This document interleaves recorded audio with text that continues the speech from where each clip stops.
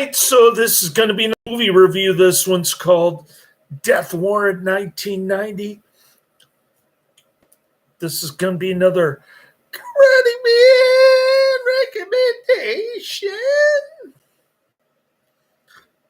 This is going to be another Jean-Claude Van Damme, the immortal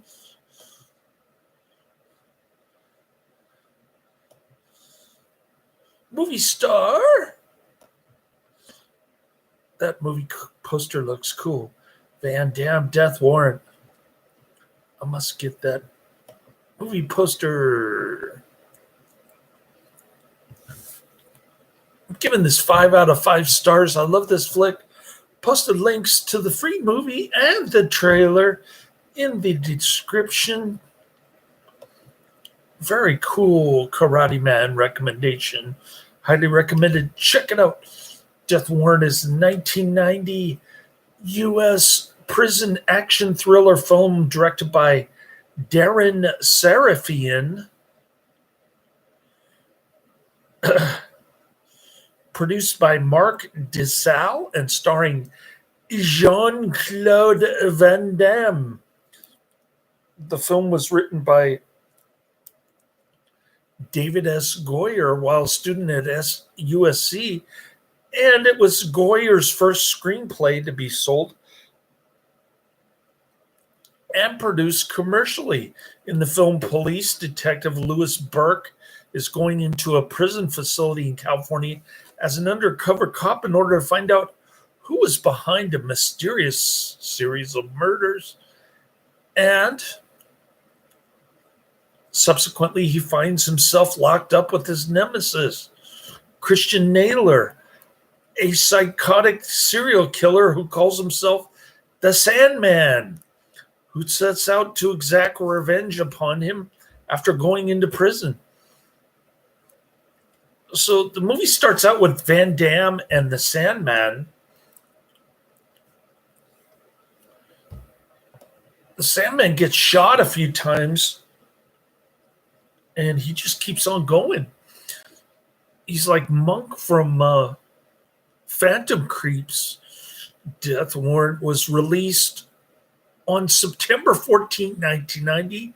Upon its release, the film grossed $46 million against a production budget of only $6 million. Now, that's what I call a blockbuster. The film received general mixed critical reaction from critics who found the direction and storyline villain and the plot poor. You were expecting a plot in this one, but highly praised the acting as well as the action scenes and the thrilling atmosphere. Okay. So you get to see Van Damme versus Al Leong. And the ending fight scene is great too. That's all you need to know, really. There's some nudity and blasphemy. The nudity consists of naked women pictures on jail walls.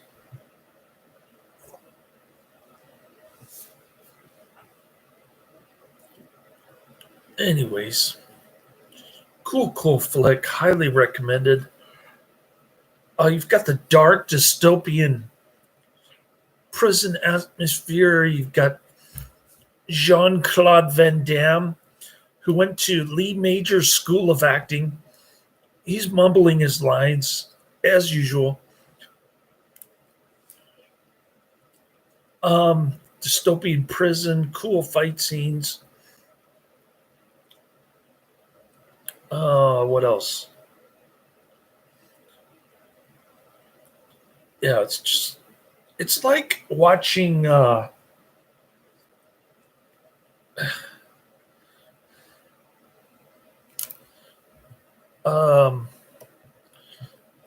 it's like watching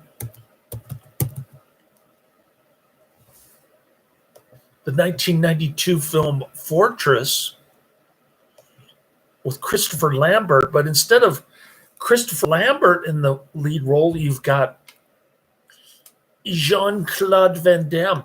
You've got the police corruption. the dystopian prison, the cool fight scenes, the mumbling acting lines, and you've got a hot-looking white woman who doesn't get naked, Cynthia Gibb. Wow. She just takes off her shirt, but she's got a bra underneath. What's up with that?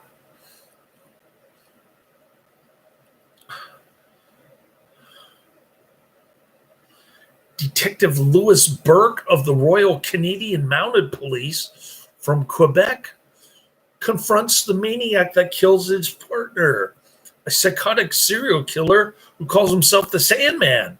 Burke searches an abandoned house in Los Angeles where he comes across a series of bodies hanging from the ceiling. And he is then attacked by the Sandman. Burke shoots the Sandman several times in the chest, apparently killing him. Not really, because he comes back. All right. Production company, MGM Path Communications, distributed by Metro-Goldwyn-Mayer. MGM. Release date, September 14th, 1990. Running time, 89 minutes. Country, United States. Language, English. Budget, $6 million. And box office of $46.7 million. This was a Canon flick. Right when Canon was going bankrupt, or it was folding as a business. So this is it. The last Canon film. September 14th, 1990. 7 months later, Burke joins a task force assembled by the governor to investigate a series of murders in the Harrison State Prison in California. While Burke poses as an inmate, attorney Amanda Beckett, very good-looking young lady, acts as his wife. And immediately, Jean-Claude Van Damme has the hots for this Cynthia Gibb chick. Burke goes undercover. Burke is in turn in the state penitentiary where he befriends his cellmate Conniff Key and clerk Hawkins. Despite Burke saving Hawkins from a confrontation with the gang, neither he nor Conniff Key will talk about the recent murders. Burke is able to track down Barrett, the cellmate of the most recent victim, who works at the infirmary, but he also refuses to talk. When Burke threatens him, Barrett reveals that he doesn't know what's going on, but that guards are involved and there's an outside man. He sends Burke to talk to Priest, who gets him a key to the records room. In the records room, Burke finds Barrett's death certificate covered in codes. He feeds the codes to Beckett, and he connects her with the teenage hacker, Tisdale, who's got the hots for Cynthia Gibb as well, who determines the codes from the infirmary. With help from Priest and Hawkins, Burke breaks into the infirmary. Burke finds several boxes labeled medical waste that are actually full of human organs. This is where the story gets far-fetched,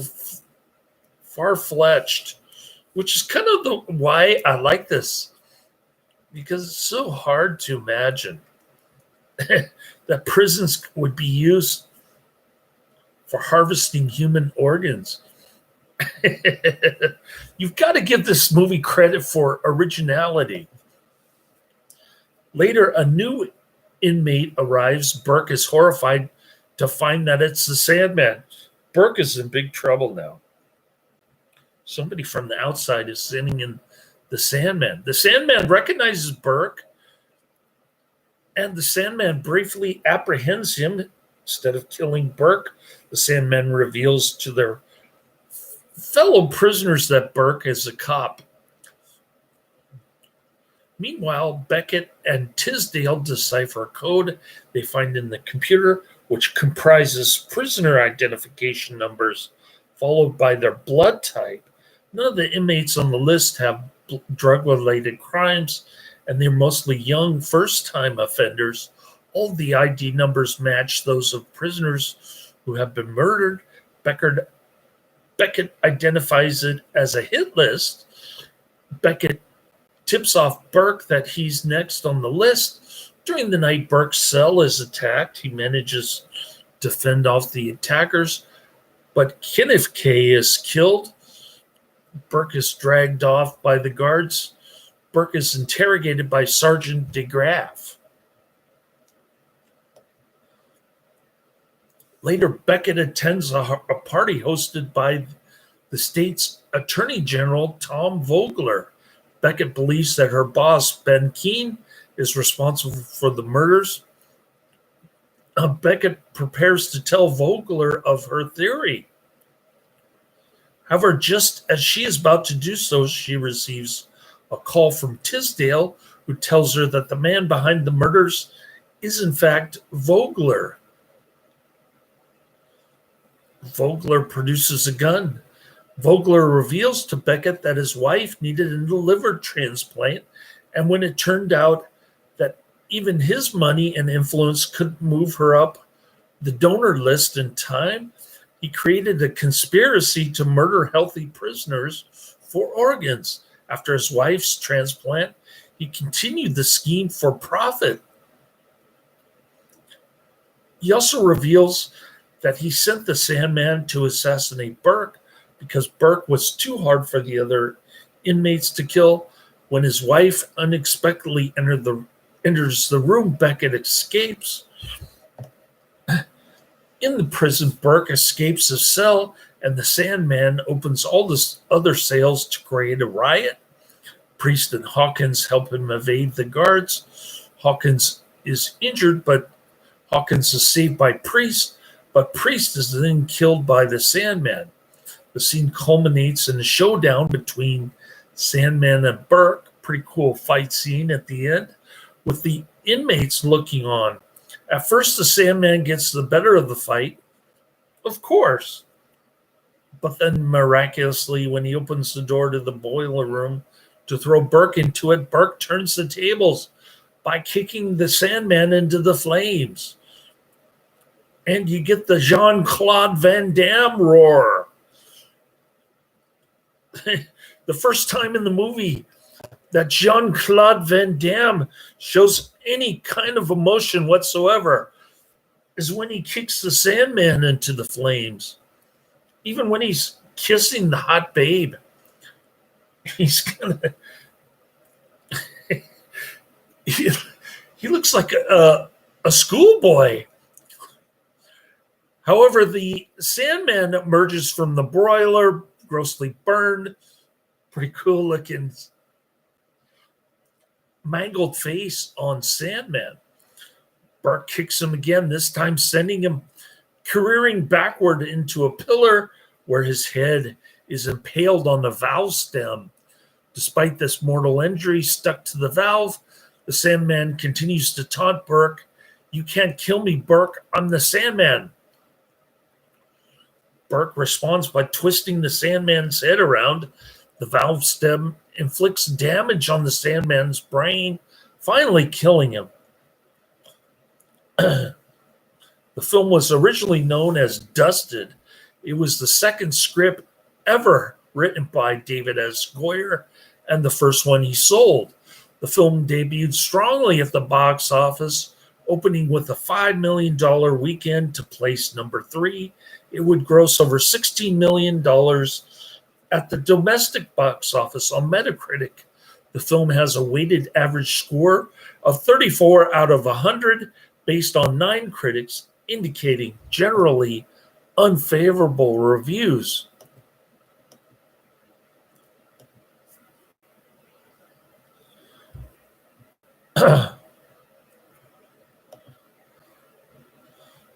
This has not my favorite Van Damme film. Right up there with Cyborg and Bloodsport. Death Warrant 1990, rated R, 1 hour 29 minutes. It gets 5.7 out of 10 on IMDb. Not bad. 22,000 votes. In a violent and corrupt prison, decorated cop Louis Burke must infiltrate the jail to find the answers to a number of inside murders. What he finds is a struggle of life and death.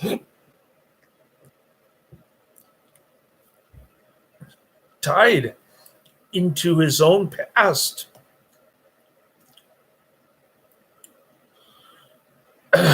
Tied into his own past. Excuse me, I had a little chilly burp there.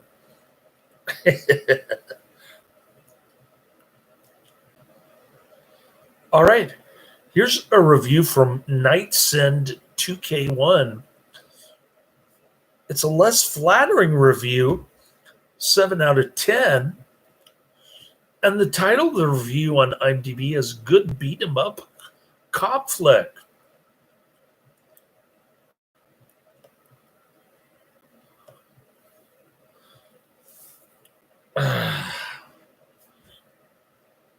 While we're waiting for that, let's see. More like this. Double Impact, Lionheart, Nowhere to Run, and Sudden Death. Written and filmed as Dusted by Canon Pictures, who financed the picture.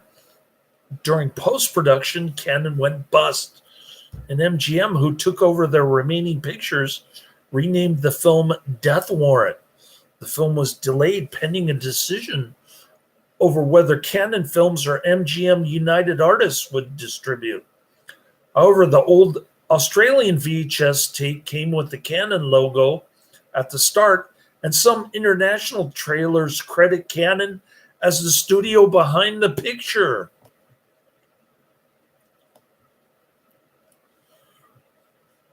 When Burke is in the records room and he closes the drawer, he cuts his right arm. When the guard comes in and Burke is on the bulkhead, his left arm is bleeding. All right. Here we go. Here's the review from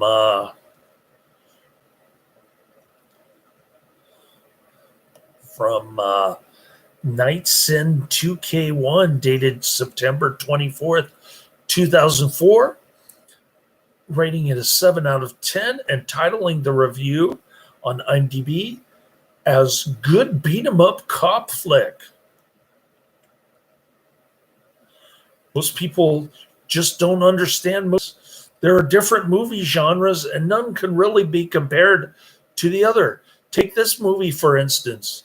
It's not Hamlet, nor is it Jason Goes to Manhattan. Not to be crass, but Van Damme makes movies not for artistic value. He makes movies you can pop into your VCR or DVD player when you feel like kicking someone's arse. Think of this movie as primal drama. What primal drama, you might ask? It's movies that are made to appease your inner beast. Just as you might feel like screaming at someone or breaking a chair over someone's head, you reach for a Van Damme or Stallone movie instead.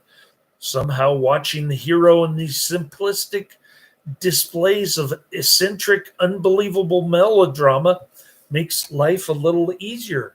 Watch an emotional display of comic brutality, and somehow everything's all right again. Look at Van Damme's movies the same way you did comic books, and you'll understand. Just like comic books, Van Damme movies will always have a place in the heart of the alpha male. Lowbrow for sure, fun nonetheless. 7 out of 10.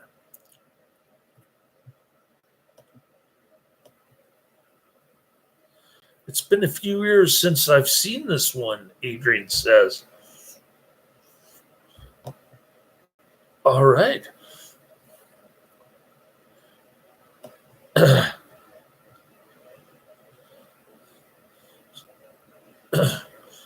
So Adrian, the Australian mate, is familiar with this movie. He saw it a couple years before I did. I think I have some of these movies on my list. I think I've reviewed Lionheart before. I'll have to look up Double Impact, Nowhere to Run, and Sudden Death.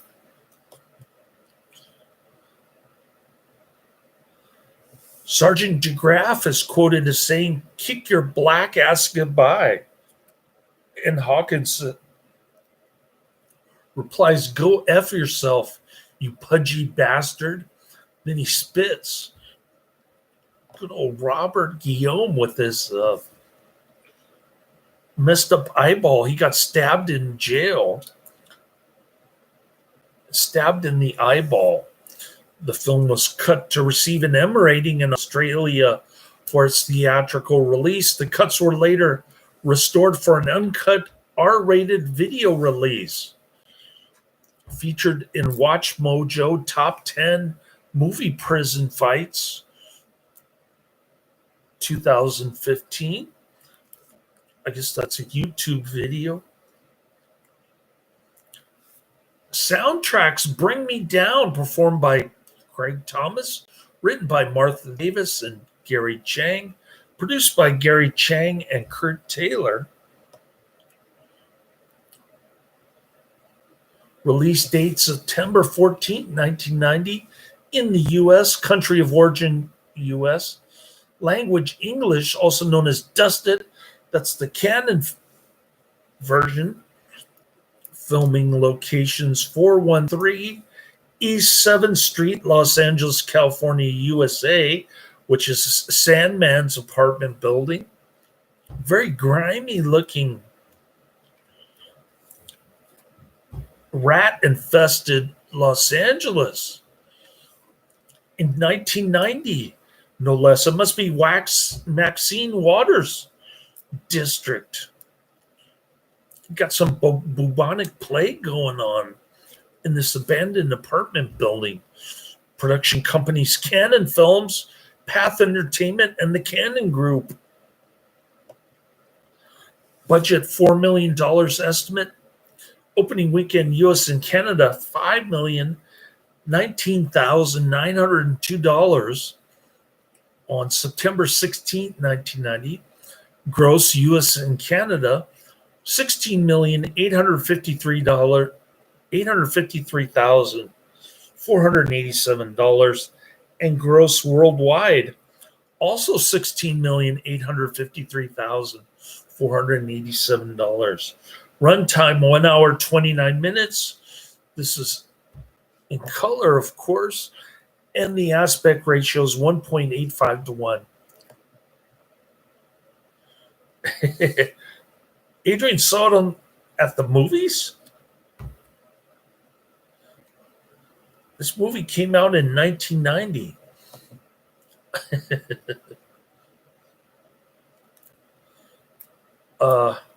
It must have been a revival or something.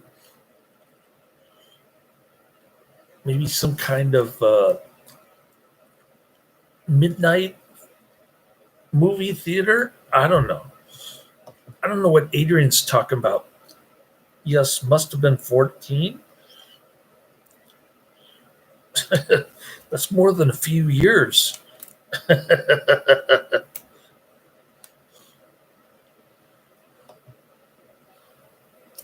I think I was 20 when this came out.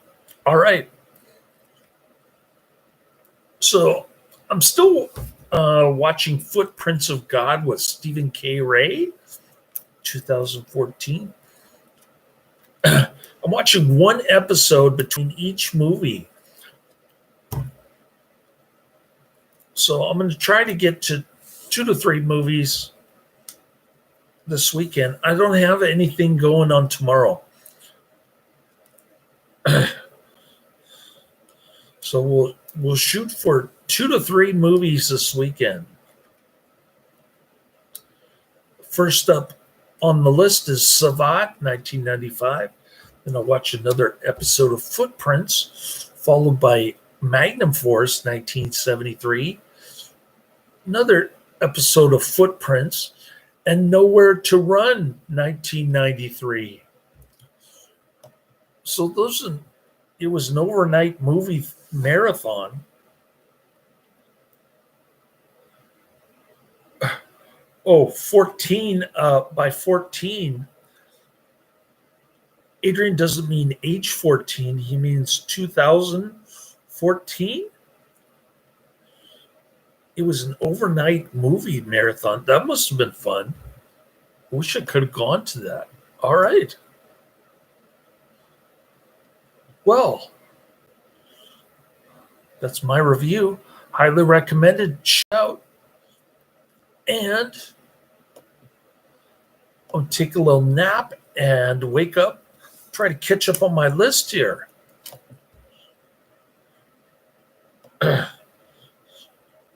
How many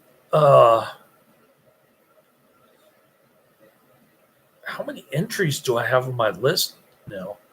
I'm up to 4,303 entries, and I might add some more Van Damme stuff if Karate Man hasn't already recommended it or haven't reviewed it.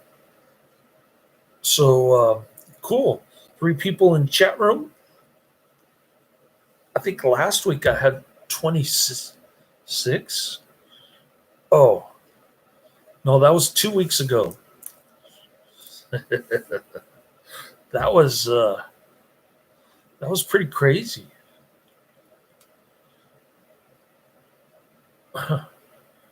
All right. Well, that's the end of my review. Laters.